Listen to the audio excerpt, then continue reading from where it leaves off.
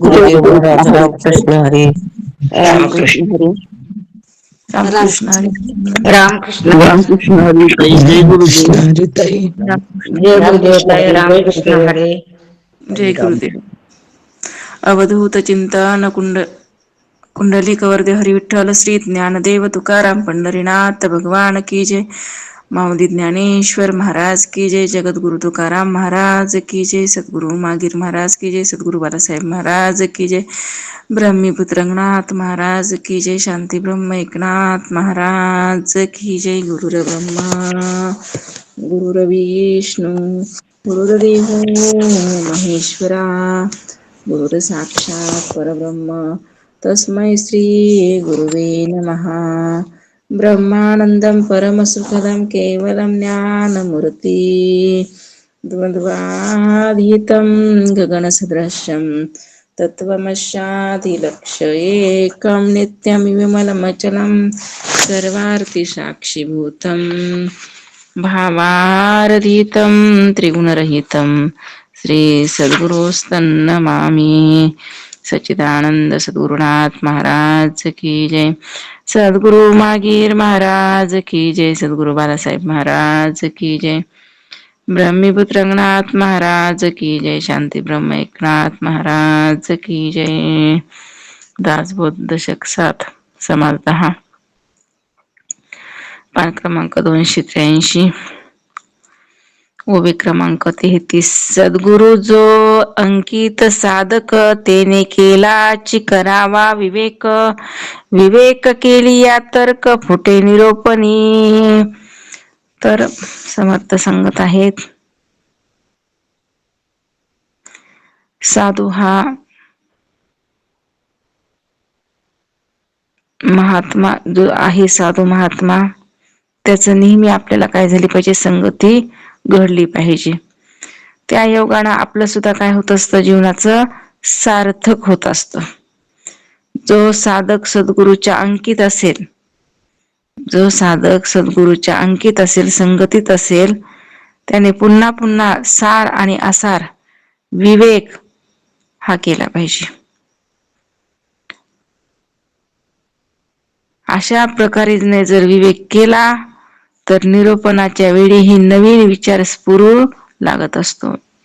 जेव्हा आपण विवेकाची आपल्याला सवय असेल, नेहमी नित्य सार असार काय आहे ह्याचा जर नेहमी आपण विचार करत असू, तर आपल्या अंतःकरणामध्ये निरंतर नवीन नवीन स्फुरण होत असतं.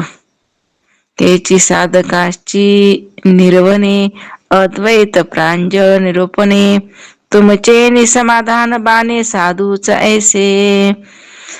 श्री समर्थ म्हणतात की जे खरे साधक आहेत ना, त्यांना अगत्याचे हेच सांगायचं आहे की अद्वैताच्या प्रांजळ निरूपणामुळेच साधू संतांच्या प्रमाणे तुमच्या ठिकाणीही निसंदेह असे समाधान जरूर बाणेंवर का. जर महाराज सांगतात, साधक जो आहे त्यांना जर अद्वैताचं जे अद्वैत आहेत त्यांचं निरूपणामुळे, साधूच्या मुखारविंदातून त्यांनी जे निरूपण ऐकलेलं असतं साधकांना, आणि त्या बोधामुळं त्याचं सुद्धा जीवन धन्य होऊ शकतं, निसंदेह असं त्याला समाधान प्राप्त होऊ शकतं, असं इथं समर्थ म्हणतात.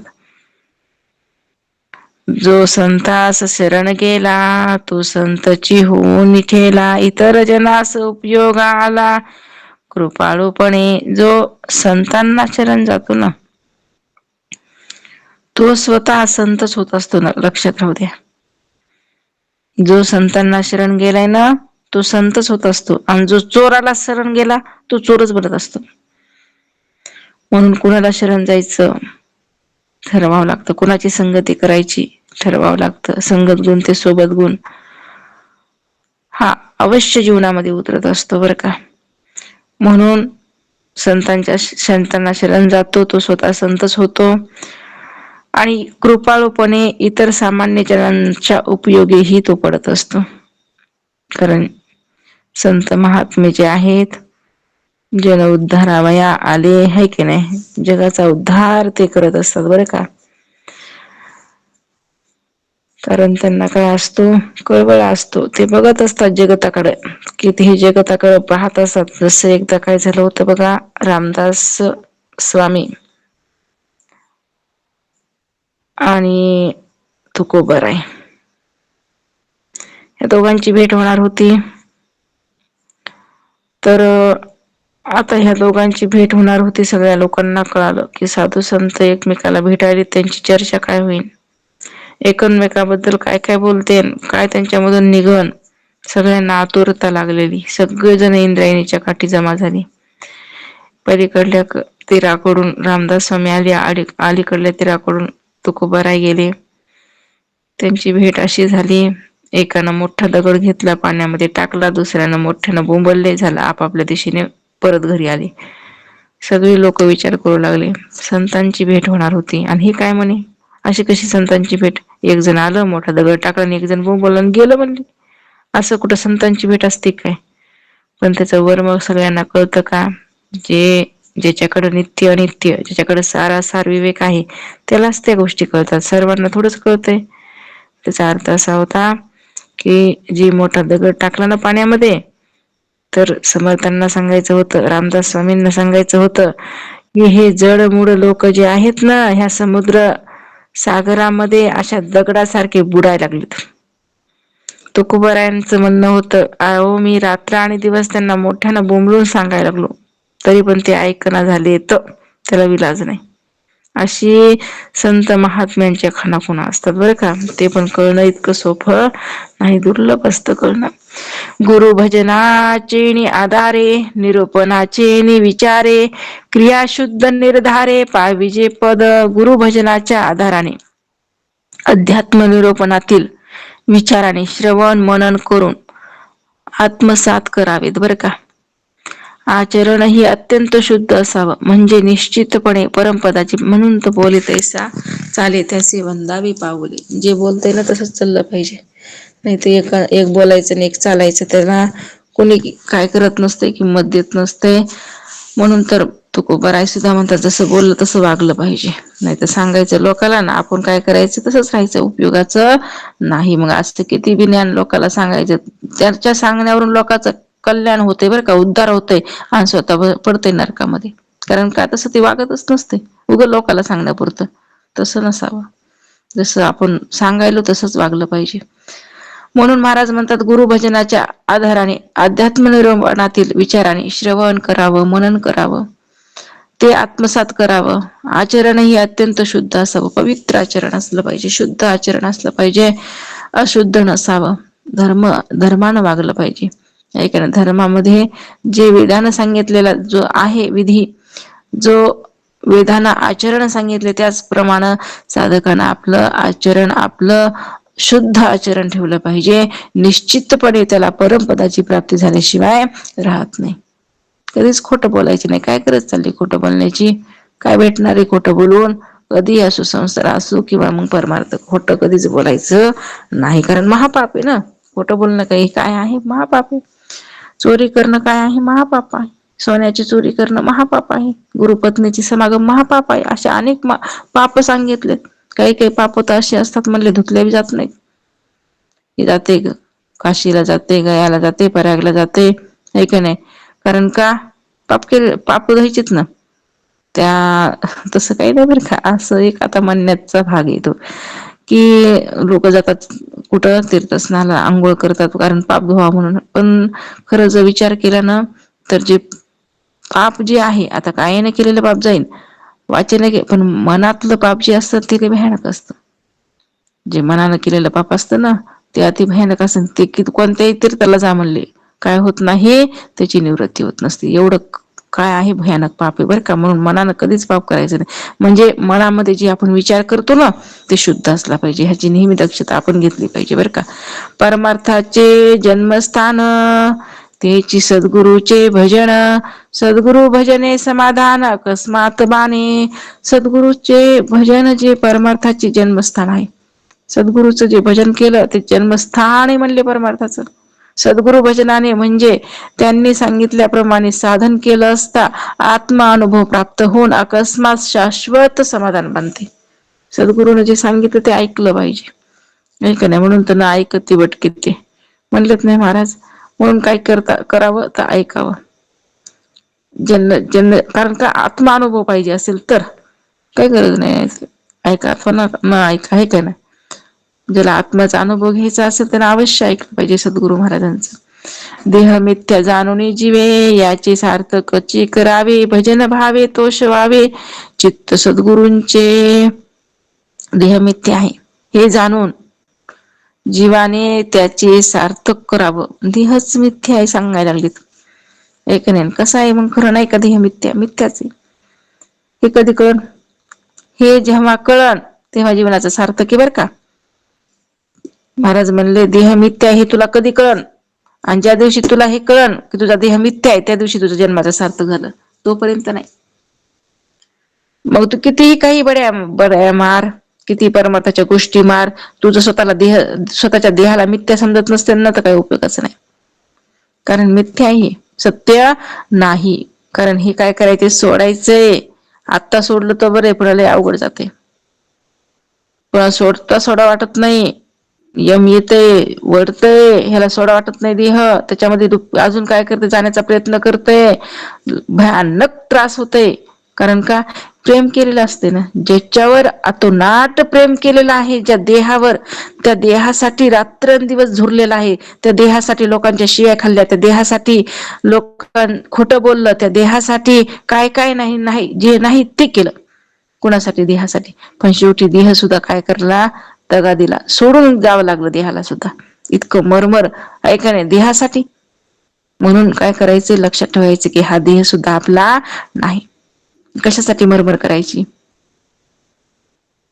म्हणून महाराज म्हणले अरे तुझा देह मिथ्या आहे बरं का. ते नीट काय कर तू लक्षात घे. पंचमहाभूतच आहे तुझा थोडाच आहे, ज्याचे त्याला अर्पण करून टाक. तुझे तू वेगळं नाही. हेच तर अध्यात्मशास्त्र, ह्यालाच तर ब्रह्मज्ञान म्हणतात ना. आणि हेच कळावं लागतंय बरं का. हे ज्या दिवशी कळण, कारण का एकदम नाही कळत, त्याला सारखं काय करावं लागते, घाव घालून एक दिवस मग शेवटी कुठं काय होत असते, ते झाड तुटत असते. बरोबर आहे का नाही? एकदमच तुटतंय का? नाही. घावामाग घाव बसल्यावर मग तुटलं. तसं याला सुद्धा मिथ्या करायचे रोज म्हणून एक दिवस मिथ्यात्वाचा काय होत असते, निश्चय. महाराज काय सांगायचे आम्हाला, रोज फोडण्या टाकतो आपण भाजीला, बरोबर आहे का नाही? पण रोज भडका होतय का? नाही, एखाद्या दिवशीच जाळ होते. रोज थोडंच होते. आता तर गॅस असेल त्याच्यामुळे तर काही प्रश्नच नाही. पण पहिले चुलीवर बायका स्वयंपाक करायच्या तेव्हा ते भडका व्हायचा, आहे की नाही? तसं म्हणायचे महाराज, हे परमार्थ आहे, ह्याच्यामध्ये एकदाच भडका होत असते. ज्ञानाचा भडका झाला की झालं म्हणले, तुमचं कल्याण झाल्याशिवाय राहणार नाही. म्हणून देह मिथ्या आहे हे जाणून घेऊन जीवाने त्याचं सार्थक करावं बरं का. आपलं हित करावं, आपलं साधून घ्यावं. कारण मनुष्य देह भेटलाय कशासाठी, आलोत कशासाठी, करायचंय काय, नेहमी विचार केला पाहिजे. आपण जे करायला तो योग्य आहे का, नेहमी दक्ष राहिलं पाहिजे. कारण का आपण साधक होत. साधकाची दशा उदास असावी, उपाधी नसावी अंतर्बाह्य. तुम्ही साधक आहात ना, तर साधकाची अवस्था उदास असली पाहिजे. फक्त आस त्या भगवंताकडे लागली पाहिजे. तो परमात्मा मी आहे असा निश्चय व्हावं, यासाठी रात्रंदिवस प्रयत्न केला पाहिजे. जसं देह मी आहे म्हणण्याची गरज आहे का? का नाही म्हणण्याची गरज? स्वभाव तर वाटतं. म्हणायची सुद्धा गरज नाही की देह मी आहे म्हणून. इतकं देहावर प्रेम, इतकं देहावर आतुरता आणि विश्वास. पण शेवटी ते विश्वासघात करायला हे सगळ्यांना माहित असून नदर अंदाज चाललाय. सगळ्यांना माहिती देह सोडायचा आहे, देह इथंच जळणार आहे. कारण इथलाच देह आहे ना, मृत्यू लोकातला. हे काही कुठं येणार नाही आपल्यासोबत. इथपर्यंतच आपला प्रवास आहे काय? पुढे तर भयानक प्रवास आहे. म्हणून काय करायचंय तर विचार, देह मिथ्या आहे बाबा, सत्य नाही. आपलं सार्थक करून घ्यायचं असेल तर सद्गुरूचं भजन करून त्यांना संतुष्ट करून घ्यावं, असं इथं समर्थ सांगतात बरं का. शरणांगताची वाही चिंता, तो एक सद्गुरुदाता. जैसे बाळक वाढती माता, नाना यज्ञे करुणी. भगवंत समर्थ म्हणतात, आई जशी बालकांना नाना प्रयत्न करून वाढवित असते ना, कोण? आई.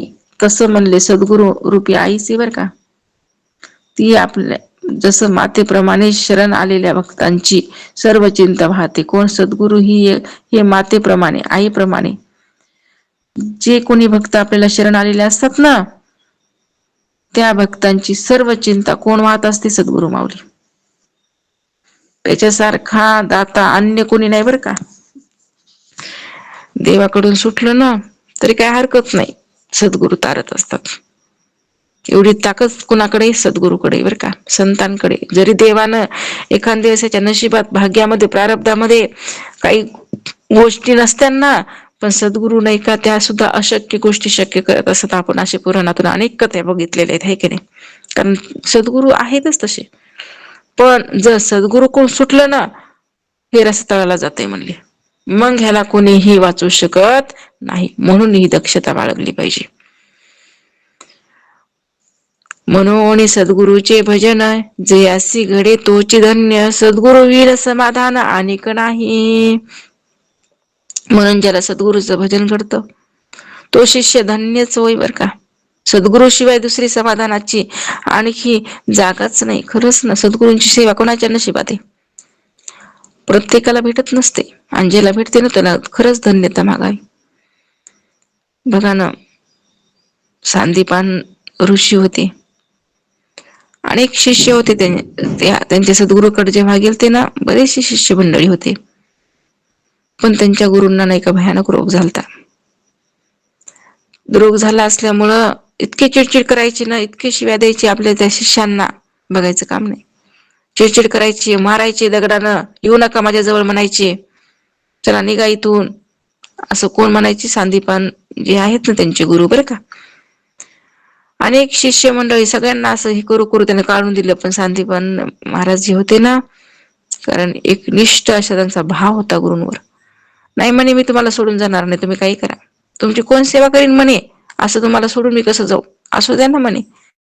सांदीपान महाराज त्यांची सेवा करायचे. हे त्यांना एवढं चिडचिड करायचे, दगडानं मारायचे, तरी सुद्धा त्यांनी त्यांच्या गुरुला सोडलं नाही. शेवटी गुरु कसे असतात त्यांना माहित असतं, आपल्यामुळं कुणाला त्रास होऊ नये. त्यांना भयानक रोग झाला होता. सांदीपान महाराजांना त्यांना म्हणजे काढून द्यायचा किती प्रयत्न केला, पण ते काही गेले नाहीत. शेवटी सांदीपान महाराजांनाच त्यांना आशीर्वाद दिला, बाबा म्हणे तू धन्य आहेस. अरे जो ब्रह्मांडाचा नायक आहे ना, तोच तुझा शिष्य होणार आहे, तो तुझ्या आज्ञेमध्ये राहीन म्हणले. असं काय केलं? वरदान दिलं. काय? कुणाची शक्ती? गुरूंची शक्ती. गुरूंचा आशीर्वाद भेटला होता. म्हणून तर ब्रह्मांडाचा नायक जो कृष्ण भगवंत, त्यांचे गुरु कोण होते? हेच. म्हणून गुरूंची कृपा असावी आपल्यावर, आणि त्यासाठी आपण सुद्धा काय असावं? प्रयत्नशील असलं पाहिजे. म्हणून सेवा जरी नाही घडली, आता जे बोलतात ना सद्गुरू, तेच काय आहे? सेवा रूपानं आपण काय केले पाहिजे? एक एक शब्द वरच्या वर छिल्ले पाहिजे, आणि त्याची काय केली पाहिजे? तर सेवा केली पाहिजे. ही पण काय एक प्रकारची सेवाच आहे. नाही भेटत ना, प्रत्येकाला थोडीच भेटत असते गुरूंची सेवा. एवढं भाग्य थोडंच आहे प्रत्येकाचं. गुरुच्या घरी जाऊन आपण एवढं काम करणं, गुरुच्या घरी जाऊन त्यांची, म्हणजे ही पण सेवाच आहे ना. पण नाही, सगळ्यांच्या नशिबामध्ये नसते. म्हणून तर म्हणजे देईन मी गुरु सेवा, या लागे पांडवा, शतजन्माचा सांडावा करावा लागे, 100 जन्माचं पुण्य उदयाला आल्याच्या नंतर मग सद्गुरूंची सेवा भेटत असते म्हणली. सहजासहजी गुरूंची सेवा भेटत नाही. म्हणून सद्गुरूचे भजन जयासी घडे तोची धन्य, सद्गुरु विण समाधान अनिक नाही. म्हणून ज्याला सद्गुरूंचे भजन घडते ना, तो शिष्य धन्य आहे बर का. सद्गुरु शिवाय दुसरी समाधानाची आणखी जागाच नाही बरं. सरली शब्दाची खटाटोप, उगीच लोक बघा ना सद्गुरूकडे उगच गेले नाहीत. सगळे एवढे आपले समाधानात, संसारामध्ये सुख समाधान असून सुद्धा सगळं सोडून, मोठमोठाले साहेब लोक हाय का नाही, एवढे श्रीमंत लोक सगळ्यांना त्याग करून सद्गुरूला शरणागत. आपण बघतो प्रेमानंदजी महाराजांचं किती ते हे होते, त्यांचे ते शिष्य, तरी पण काय झालेले आहे, सगळ्यांना घरदाराला सोडलेला आहे आणि त्यांची शरणागती राहून वैराग्याचे जीवन जगत आहे. कारण सुखच त्याच्यामध्ये तेवढे, सद्गुरू मध्ये त्यांच्या संगतीमध्ये सुखच तेवढे. सगळं आपण काय करत असतो, इकडलं जे दुःख आहे अगदी पूर्णतः विसरून जात असतो. म्हणून तर संतन संगती कुणाची करावी? तर संतांची,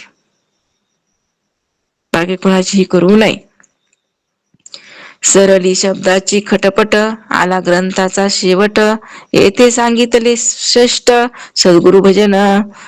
समर्थ म्हणतात, शब्दात जे काही सांगता येण्यासारखे होते ते सांगण्याचा प्रयत्न केला बरं का आतापर्यंत. आता ग्रंथाचा शेवट आला आहे, म्हणून परत एकदा सद्गुरु भजनाचे महत्व स्पष्ट करून सांगितले आहे. सद्गुरु भजना परत एकाही, मोक्षदायके दुसरे नाही, जयास न म्हणे तेही अवलोकाची गुरुगीता. खरोखर सद्गुरु भजनासारखे मोक्षदायक दुसरं काहीच नाहीये. ज्याला हे म्हणणे पटत नसेल त्याने गुरुगीता पहावी, कारण सद्गुरु भजनासारखं मोक्षदायक दुसरं काहीच नाही. तेथे निरोपिले बरवे, पार्वती प्रति सदाशिवे, या कारणे सद्भावे सद्गुरु चरण सेवावे. तेथे सदाशिवाने पार्वतीला सद्गुरु चरण सेवावे हेच उत्तम प्रकारे निरोपिले आहे, म्हणून सद्भावाने सद्गुरु चरणच सेवावे. पार्वती मातेला सुद्धा भगवंताने शंकराने सद्गुरु चरण सेवावे हेच उत्तम प्रकारे निरूपण सांगितलेलं आहे. त्यांचेही गुरु कोण होते? पार्वती मातेचे गुरु नारायण होते, नारद मुनी होते, है की नाही? म्हणजे प्रत्येकाला गुरु आहेच, कारण गुरुशिवाय अवस्था जशी तिथपर्यंत जाणं, त्या अवस्थेची प्राप्त करून घेणं इतकं सोपं नाही. जो ये ग्रंथीचा विवेक विवेचुनिया पाहे साधक, तयास सापडे एक निश्चय ज्ञानाचा. या ग्रंथात जे विचार मांडलेला आहे ना, त्याचे जो साधक मनन करील त्याच्या आत्मज्ञानासंबंधी निश्चय होईल. ह्या ग्रंथामध्ये जे समर्थ म्हणतात विचार सांगितलेले आहेत ना, जे मुद्दे दिलेले आहेत त्याचं जर मन करत राहिलं ना साधकानं, तुम्हाला आत्मज्ञान झाल्याशिवाय राहणार नाही. हा निश्चय म्हणजे निश्चित होणार म्हणजे होणार. जे ग्रंथी बोलिले अद्वैत तो म्हणो ए नये प्राकृत, सत्य जाणावा वेदांत अर्थ विषयी. ज्या ग्रंथात अद्वैत ज्ञानाचे प्रतिपादन केलेले असेल तो ग्रंथ प्राकृत मराठीतला म्हणून कमी प्रवृत्तीचा मानू नये बरं का. अद्वैत ज्ञानाचं प्रतिपादन मग मराठीचा असला म्हणजे काय झालं, मराठीतून असला म्हणजे काय झालं. म्हणतात बघा, म्हणजे संस्कृत काही देवी केली, मराठी भाषा काय कुठून आली का काय म्हणले, ती बी देवानच केली की तयार. तसं म्हणले मराठीतून असलं म्हणजे त्याला कमी लेखायचं नसतं, आणि संस्कृत असलं म्हणजे उत्कृष्ट, तसं काहीच नाही. ग्रंथात अद्वैत ज्ञानाचं प्रतिपादन आहे नाही एवढं बघायचं. म्हणून म्हणले अद्वैत ज्ञानाचं प्रतिपादन असेल तो ग्रंथ प्राकृत मराठीतला म्हणून कमी प्रवृत्तीचा मानायचा नाही, कारण त्याचा अर्थ खरोखर वेदांत पर असतो, महत्व अर्थाला. म्हणून अर्थाविन पोथी वाचू नका, नाकाविन मोती ना अर्थाविन पोथी. अर्थच माहित नसेल तर नुसतं वाचून उपयोग काय आहे का नाही. एवढं गीतेचं पारायण काय काय कळालं, काही कळालं का? कळावं ना, नुसतं पुण्य होणार आहे, कळायला महत्व आहे. म्हणून महाराज म्हणतात की कळणं खूप महत्वाचं ना, म्हणून तर म्हणजे अर्थाविन पोथी वाचू नये काय. प्राकृते वेदांत कळे सकळ शास्त्री पाहता मिळे, आणि समाधान निवळे अंतर्यामी. वेदांत अनायासे मराठीत सुलभ रीती प्राप्त होईल. शिवाय अनेक वेदांत परशास्त्रीय संस्कृत ग्रंथात जो वेदांत प्रतिपादिला आहे तोच या ग्रंथातही असल्याने त्याच्या श्रवणाने अंतकरणात समाधान प्राप्त होणार आहे. ते प्राकृत म्हणू नये जेथे ज्ञानाचे उपाय, मूर्खासी हे कळे काय मरकटा नारिकेल जैसे. ज्यात आत्मज्ञानाचे उपाय सांगितलेले असतात त्या ग्रंथांना प्राकृत म्हणून तुच्छ मानू नये. पण माकडाला नारळाचे मूल्य काय कळणार आहे, त्याप्रमाणे मूर्खाला या ग्रंथाचं महत्व काय होत नसतं, कळत नसतं बरं का. आता असो हे बोलणे अधिकार परत्वे घेणे, शिंपी मधील मुक्त उणे म्हणू नये. असं म्हणले आता हे बोलणे पुरे झालं. ज्याने त्याने आपापल्या कोतीप्रमाणे या ग्रंथातील ज्ञान ग्रहण करावं. बंद शिंपीतील मोती प्रत्यक्ष दिसतो का? नाही. पण म्हणून तो कमी प्रतीचा आहे का? असं पण म्हणायचं नाही. दिसत नाही म्हणून काही कमी एका प्रती, किती अनमोल आहे ती वस्तू, आहे का नाही. तसंच हे म्हणले हे ज्ञान. जेथे नेती नेती श्रुती तेने न चले भाषा विपत्ती, परब्रह्म आदी अंत्य अनुर्वाच्य. ज्या परब्रह्माचं वर्णन श्रुतींनाही नेती नेती म्हणून करावं लागलं ना, तेथे भाषेतील व्युत्पन्नता विद्वत्ता उपयोगी पडत नाही. ते परब्रह्म आदी अंती अनिर्वाच्य शब्दात न सांगता येण्यासारखे असते.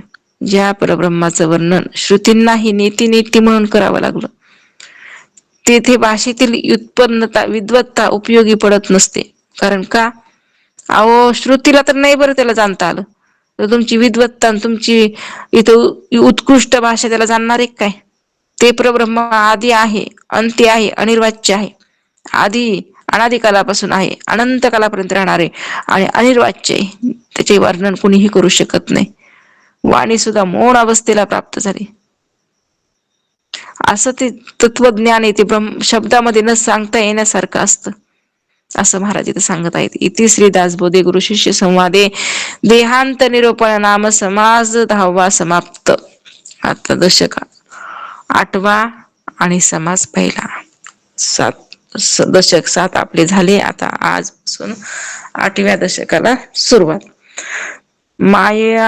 मायोद्भव अथवा ज्ञानदशक. समाज पहिल्यामध्ये देवदर्शन सांगत आहेत. श्रोती व्हावे सावध, विमळ ज्ञान बाळबोध, गुरु शिष्याचा संवाद अति सुगम परियेचा.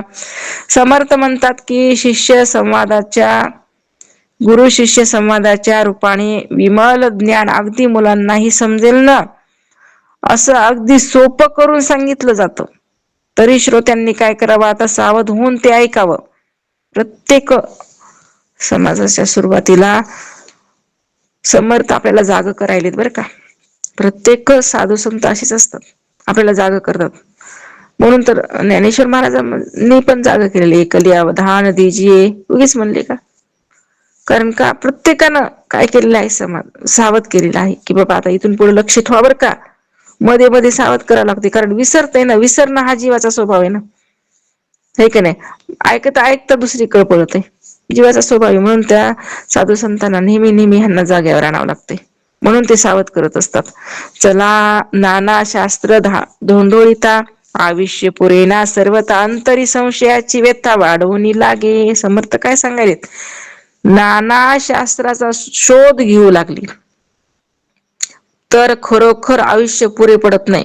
किती शास्त्र ऐकायचेत, किती धुंडायचेत, तुमचं आयुष्य पुरणार नाही म्हणले एवढे शास्त्र आहेत. मात्र त्याने समाधान प्राप्त न होता अंतरात संशयच वाढू लागतो. या म्हणले हे ऐकायचं ते ऐकायचं ते ऐकायचं, त्याला काही समाधान प्राप्त होते का? संचय होते फक्त, आहे की नाही? पण त्यांना काही समाधान प्राप्त होणार नाही. उलट काय होणार आहे तर समर्थ सांगायला लागले तर संशय वाढणार आहेत. म्हणून काय करायचं? जिथं आपला निश्चय होईल तेच ऐकण्याचा प्रयत्न करायचा. एवढं मोठं ऐकून त्याच्यामध्ये काय करायचं नाही, डोक्यामध्ये खुराक करून ठेवायचं नाही. ह्याच्यावर बी धड विश्वास नाही, त्याच्यावर बी धड विश्वास नाही, इकडून बी गेलं इकडून बी गेलं, असं होतंय असते बरं का. जसं तेल बी गेलं तूप बी गेलं, हाती दुपटणं आलं. अशी स्थिती होऊ नये ह्याची दक्षता घेतली पाहिजे आपली. आपण कळतंय आपल्याला, आपण काही एवढे अज्ञानी नाहीत, सगळं समजतंय. हे न समजायला काय झालं?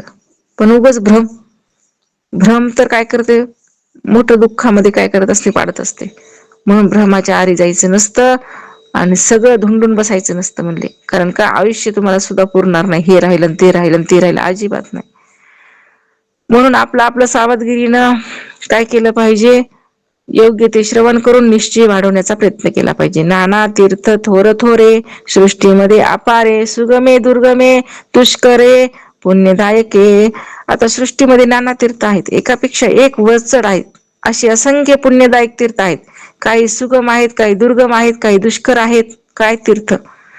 ऐसी तीर्थ सर्वही करी, ऐसा कोण रे संसारी, फिरो जाता जन्मवरी आयुष्य पुरेना. अशा या सर्व तीर्थाचे दर्शन घेऊ शकेल असं या जगात कुणीतरी एक तरी असेल का बरं? एखादा जन्मभर फिरत राहिला तरी फिरताना आयुष्य कमीच पडन म्हणले. कारण पापच तेवढे तीर्थ. पाप किती आहेत म्हणले? 3.5 करोड पाप आहेत. 3.5 करोड पापाचे रूप आहेत. तेवढे 3.5 करोड तीर्थ सांगितलेले आहेत. प्रत्येक पापाचं प्रत्येक तीर्थ सांगितलेले. आता बघा, एवढ्या जर तीर्थ जर म्हणले, आपण काय करायचे? सगळे पाप आम्हाला धुवून टाकायचे, म्हणून एवढे तीर्थ धुंडायचं म्हणलं, प्रत्येक तीर्थात जाऊन स्नान करायचे म्हणलं, ऐक नाही, तर पूर्ण आयुष्य तुम्हाला कमी पडेल, तरी पण ते तीर्थ संपणार नाहीत. म्हणून महाराज तेच सांगतात, अशा या सर्व तीर्थाचे दर्शन घेऊ शकेल असं या जगात कोणी एक तरी असेल का रे? एखादा जन्मभर फिरत राहिला तरी फिरताना आयुष्य कमीच पडेल म्हणले त्याला. नाना तपे, नाना दाने, नाना योग, नाना साधने, हे सर्व ही देवा कारणे करिजेला आहे. लोक देवाच्या प्राप्ती करता नाना प्रकारे तप करत असतात, नाना प्रकारचे दान देत असतात, नाना प्रकारचे योग, नाना प्रकारची साधनं करीत असतात. कोण? प्रत्येक जण. पावया देवादिदेवा, बहुविध श्रम करावा, तेने देव ठाई पाडावा, हे सर्व मत. सर्वांना असं वाटत असेल की देवादिदेवांच्या प्राप्तीसाठी असे नाना प्रकारचे परिश्रम केले की आपल्याला येथेच देवाची प्राप्ती होईल.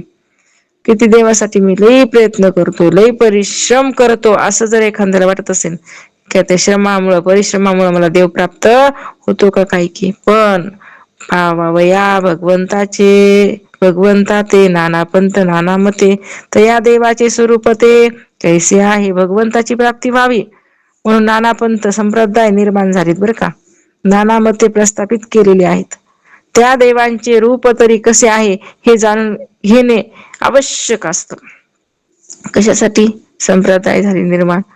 बाबा तुम्हाला हे नाही पटत तर इकडे या, ऐका नाही, एका प्रकारचे एका स्वभावाचे लोक आहेत का? जे पटत तिकडे जा आणि परमात्म्याची, त्या भगवंताची काय करा? प्राप्ती करून घ्या. बहुत देव सृष्टीवरी, त्यांनी गगना कोण करी, एक देव कोणेवरी ठाई पडेना. या सृष्टीमध्ये अनेक देव आहेत, त्यांची गणना कोण करू शकणार आहे, पण त्यातील एकाही देवाची प्राप्ती होत नाही, एवढं लक्षात ठेवा. बहुविध उपासना त्याची जेथे पुरे कामना, तो तेथेची राहिला मनास दृढ करून अनेक प्रकारच्या उपासना सांगितल्यात. ज्याच्या मनातील कामना ज्या उपासनेने पूर्ण होते त्याच्या मनात त्या देवाविषयी दृढ श्रद्धा भाव उत्पन्न होतो. म्हणजे बघा ना, आपण भगवंत असू द्या, देव असू द्या, गुरु असू द्या, आपण कशासाठी गुरुकडे जातो, कशासाठी देवाकडे जातो, ऐक नाही, तर आपण गुरुकडे जात नसतो, आपण आपल्या स्वार्थासाठी जात असतो. कारण आपलं स्वार्थ आहे ना, गुरुची सेवा गुरुसाठी आपण करत नाहीत, आपण आपल्या हितासाठी गुरुची सेवा करतो. भगवंताकडे आपण जातो, भगवंतासाठी जात नाहीत, आपण आपल्या सुविधासाठी आपण भगवंताकडे जात असतो. म्हणून आपण भगवंतासाठी गेलं पाहिजे, आपण गुरुसाठी गेलं पाहिजे, ऐकलं ना, की आपल्या इच्छा, आपल्या पूर्तता, आपल्या कामना पूर्ण होण्यासाठी नाही गेलं पाहिजे. तरी हेतू तर तेच असतो ना, गुरुसेवा कशासाठी करायची? नाही, चांगला असते, आपलं हित होणारे, आपल्याला गुरु काय करते, मुक्त करते, म्हणजे हेच हेतू आहे ना. पण गुरुसाठी नाही ना, काहीच मनामध्ये इच्छा नाही, ऐक नाही, आणि निष्काम अशी भक्ती करत राहिली, किती दुप्पटीनं अजून फळ भेटते, पण तसा भावच उत्पन्न होत नाही ना, असे अभागी असतात आपण. म्हणून महाराज इथे सांगतात की अनेक प्रकारच्या उपासना आहेत, ज्याच्या मनातील कामना ज्या उपासनेने पूर्ण होतात त्याच्या मनात त्या देवतेविषयी दृढ श्रद्धा भाव उत्पन्न होत असतो. कारण का? पूर्ण झाली ना इच्छा, म्हणून तर त्या देवाची सारखं सारखं काय पूजा, कारण त्याने आमची इच्छा पूर्ण केली ना. कारण तुझी इच्छा पूर्ण केली म्हणून तू देवाला मानायलास, तसं मानला असतंस का? नाही. तुझी इच्छा पूर्ण केली म्हणून तू देवाला मानायला लागलास. तुझी इच्छा पूर्ण नसू दे, तू त्या देवाला सोडतो का नाही बघ. म्हणजे किती काय आहे हे, हा काय स्वार्थी जीव आहे. बहुदेव बहुभक्त, इच्छा झाली आसक्त, बहु ऋषी बहुमत वेगळाचले. अनेक देव आहेत, त्यांच्या कामनेने आसक्त झालेले अनेक भक्त आहेत. तसं अनेक ऋषी होऊन गेले, त्यांनी अनेक मते ही वेगवेगळ्या प्रकारची मांडलेली आहेत. जसं अनेक देव आहेत, त्यांची इच्छा करतात, त्यांचे अनेक भक्त आहेत, इच्छा पूर्ण बी करतात काही देव. तसं अनेक ऋषीमुनी होऊन गेले, म्हणजे त्यांनी अनेक मत मांडलेले आहेत. बहु निवडिता निवडेना, एक निश्चय घडेना, शास्त्र भांडती बडेना, निश्चय ठाई आहो. अनेक मतमतांतरे असल्याने त्यातील कुठले ग्राह्य आहे याचा निश्चय करता येत नाही बरं का. म्हणून अनेक मतमतांतरे असल्याने त्यातील कुठलेही ग्राह्य आहे याचा निश्चय करता येत नाही झाला आहे. शास्त्रात सुद्धा मतभेद असल्याने निश्चय करता येत नाही अशी स्थिती झालेली आहे. शास्त्र पण असू द्या, पण त्याच्यामध्ये सुद्धा मतभेद असल्यामुळे निश्चय लवकर होत नाही. बहुत शास्त्र बहुत भेद, मतात विरोध, ऐसा करिता विवाद. बहुत गेले, अनेक शास्त्रे आहेत, त्यात अनेक भेद आहेत. मतमतात विरोध आहे. अशा प्रकारे वादविवाद करता करता अनेक लोक नाहीसे झाले, मरून गेले विवाद करता करता, पण हाती काही लागलं नाही. सहस्त्रामध्ये कोणी एक पाहे देवाचा विवेक, परी त्या देवाचे कौतुक ठाई न पडे. हजारो मनुष्यात एखादाच खरा देव कुठला या संबंधी विचार करू लागतो बरं का. एखादा अद्वैत कुसरी विराज आणि हजारामधून एखादा म्हणल्यास बघा आपली काय गती. हम तुम तकीच झाडके पत्ते. इथं महाराज म्हणतात हजारो मनुष्यात एखाद्या खरा देव कुठला या संबंधी विचार करू लागतो, ते जाणण्यासाठी मनापासून प्रयत्न करू लागतो, पण त्या खऱ्या देवाचे रहस्य त्याला सुद्धा कळून येत लवकर नाही. ठाई न पडे कैसे म्हणता, तेथे लागली अहंता देव राहिला परता. अहंता गुणे ठाई न पडे असे कसे म्हणता, ठाई न पडे असे कसे म्हणता हो, असे तो अहंकारामुळे म्हणू लागतो. या अहंकारामुळे देव बाजूलाच राहतो बरं का. आता असो हे बोलणे नाना योग ज्या कारणे, तो देव कोण्या गुणे ठाई पडे. असं म्हणले आता हे बोलणे राहू द्या. ज्या प्राप्तीसाठी नाना योगाचा अभ्यास केला जातो ना, तो देव कुठल्या उपायाने प्राप्त होतो हे प्रथम पाहिले पाहिजे. जे अनेक प्रकारचे, कारण का देवाची प्राप्ती व्हावी म्हणून अनेक नाना प्रकारचे योग केले जातात, योग अभ्यास केले जातात, पण नेमका देव कोणत्या साधनेने प्राप्त होतो ते प्रथम पाहू असं समर्थ सांगतात बरं का. देव कोणासी म्हणावे, कैसे तयासी जाणावे, तेची बोलणे स्वभावे बोलिजेल. म्हणून देव कुणाला म्हणावं, त्याला कसं जाणावं तेच आता सहजरित्या सांगितले जाईल की बाबा देव नेमकं म्हणायचं कुणाला. जेने केले चराचर, केले सृष्टादी व्यापार, सर्व करता निरंतर नाम ज्याचे. ज्याने ही चराचर सृष्टी उत्पन्न केली, ज्याच्या सत्तेने सर्व कार्य चालते, ज्याचे सर्व करता हे नाम निरंतर घेतले जाते, सर्व करता आहे म्हणून. तेने केला मेघमाला, चंद्रबिंब अमृत कळा, तेज दिदले रवी मंडळा जया देव. ज्याने मेघमाला केल्या, ज्याने चंद्रबिंबाच्या ठिकाणी अमृतमय शीतल चांदणे निर्मित केले, ज्याने सूर्यमंडळास तेज दिले तो देव आहे. असा असणारा तो भगवंत आहे. ज्यासी मर्यादा सागरा, जेने स्थापिले फणीवरा, जयाचे निगुणे तारा अंतरिक्ष. ज्याच्या सत्तेने सागर मर्यादा पाळतो, ज्याने शेषाची स्थापना केली, ज्याच्या सत्तेने अंतरिक्षात तारका निर्माण झाल्या, असा कोण आहे तो भगवंत वेळ का. त्याच्यामुळे झाले हे सगळं. चारी खाणी चारी वाणी 84 लक्ष जीवयोनी, जेने निर्मिली लोकतीने तया नावदेव. ज्याने चारी खाणी उत्पन्न केल्या, ज्याने चारी वाणी उत्पन्न केल्या, 84 लक्ष जीव योनी व तिन्ही लोक ज्याने निर्मिले तो देव आहे. ज्याने 4 खाणी 4 वाणी आणि हे 84 लक्ष काय आहेत म्हणले, जीवाच्या योन्या. हे कुण निर्माण केले, त्या भगवंताने, त्याला देव म्हटलंय. अंडज जारज उद्भिद स्वेदज अशा 4 खाणी सांगितल्यात. वैखरी मध्यमा पच्यंती परा ह्या 4 वाण्या सांगितल्या. 84 लक्ष योनी ह्या अंतर्गत सांगितलेल्या आहेत. आणि ह्या अशी सृष्टी कुणा उत्पन्न केली, ह्या भगवंतानं. ब्रह्म विष्णू आणि हर हे जयाचे अवतार, तोच देव हा निर्धार निश्चयसी. म्हणून ब्रह्म विष्णू आणि शंकर हे ज्याचे अवतार आहेत तोच खरा देव आहे हा निर्धार करावा. देवाराचा उठवणी देव करू नये सर्व जीव, तयाचे ब्रह्मकटाव निर्मिलाव नवचे. देवाऱ्यातील देवाची मूर्ती सर्व जीवांची उत्पत्ती तसेच ब्रह्मांडाची रचना करू शकत नाही बर का.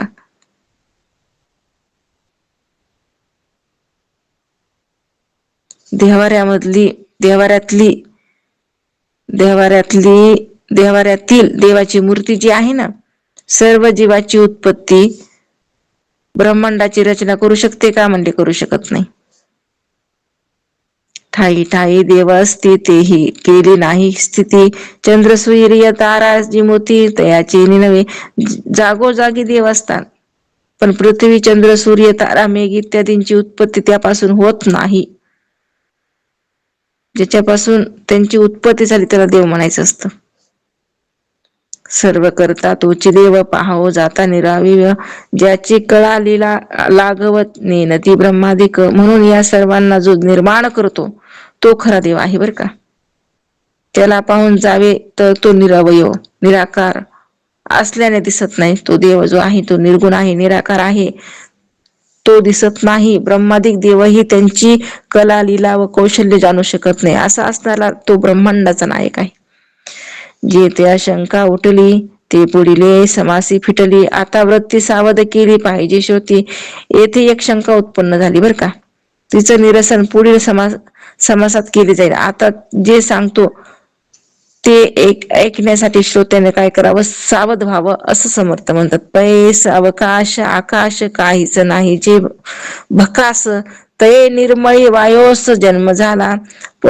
बघा, पोकळ अवकाश आकाश जे ते काहीच नाही असं भकास होतं, त्या निर्मळ आकाशात प्रथम वायूचा जन्म झाला. बघा ना, आकाश मोठं, आकाशापासून वायूचा काय झालेला आहे जन्म. आता आपल्याला इथून पुढे काय करत आहेत, अजून बरंच गुह्य काय करणार आहेत समर्थ सांगणार आहेत, पण आता ते आपण उद्या बघू. अवधूत चिंतन. श्री गुरुदेव दत्त सच्चिदानंद सद्गुरुनाथ महाराज की जय. सद्गुरु मागीर महाराज की जय. सद्गुरु बालासाहेब महाराज की जय. ब्रह्मीभूत रंगनाथ महाराज की जय. शांती ब्रह्म एकनाथ महाराज की जय. घ्या महाराज.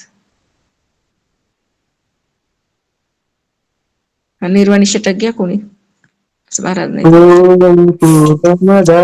पूर्णमिदं पूर्णात् पूर्णमुदच्यते पूर्णस्य पूर्णमादाय पूर्णमेवावशिष्यते. मनोबुद्ध्यहङ्कारचित्तानि नाहं न च स्तोत्रजिह्वे न च घ्राणनेत्रे न च व्योमभूमिर्न तेजो न वायु चिदानन्दरूप शिवोऽहम्.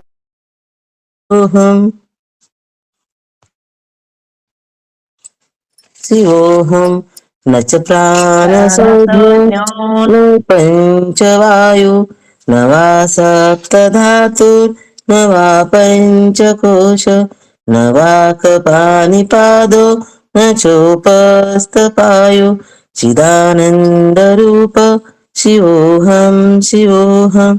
न मे द्वेषरागो न मे लोभमोहो मदो नैव मे नैव मात्सर्यभावः न धर्मो न चार्थो न कामो न मोक्षः चिदानन्दरूप शिवोऽहम्. न पुण्यं न पापं न सौख्यं न दुःखं न मन्त्रो न तीर्थो न वेदा न यज्ञः अहं भोजनं नैव भोजन्न भोक्ता चिदानन्दरूप शिवोऽहम्. न मे मृत्युशङ्का न मे जातिभेद पिता नैव मे नैव माता न जन्म न बन्धुरमित्रो गुरुनैव शिष्य चिदानन्दरूप शिवोऽहम्. अहं निर्विकल्पो निराकाररूपो विभुर्व्याप्त सर्वत्र सर्वेन्द्रियाणां सदा मे समत्वं न मुक्तिरबन्धः चिदानन्दरूप शिवोऽहम्. चिदानन्दरूप शिवोऽहम्. चिदानन्दरूप शिवोऽहम्. जय गुरुदेव ताई, जय गुरुदेव सर्वांना. रामकृष्ण हरी.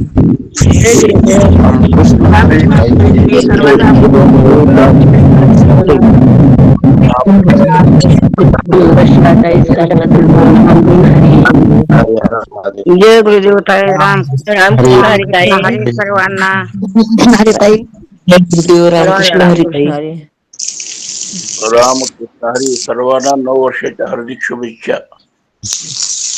रामकृष्ण हरी. नवीन वर्षाच्या शुभेच्छा सर्वांना. असे रामकृष्ण हरी.